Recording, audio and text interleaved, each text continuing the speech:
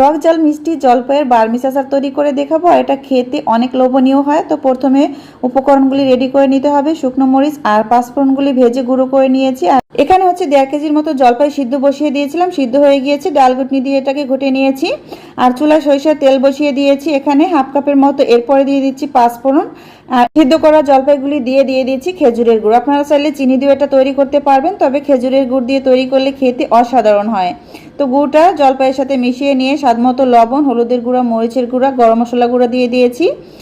আর দিয়ে খুব ভালোভাবে নেড়ে চেড়ে দিয়ে দিলাম বিট লবণ। শেষ পর্যায়ে দিয়ে দিচ্ছি এখানে পাঁচফোড়নের গুঁড়া আর শুকনো ভাজা মরিচের গুঁড়া। আর এখন কিন্তু জলপাইয়ের আচারটা রেডি হয়ে গিয়েছে, বার্মিজ আচার।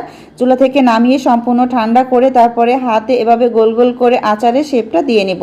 খুব সহজেই আপনারা ঝটপট এভাবে জলপাইয়ের টক ঝাল মিষ্টি বার্মিজ আচার তৈরি করতে পারেন, আর এটা বছর জুড়ে সংরক্ষণ করতে পারবেন। আজ এ পর্যন্তই। আল্লাহ হাফেজ।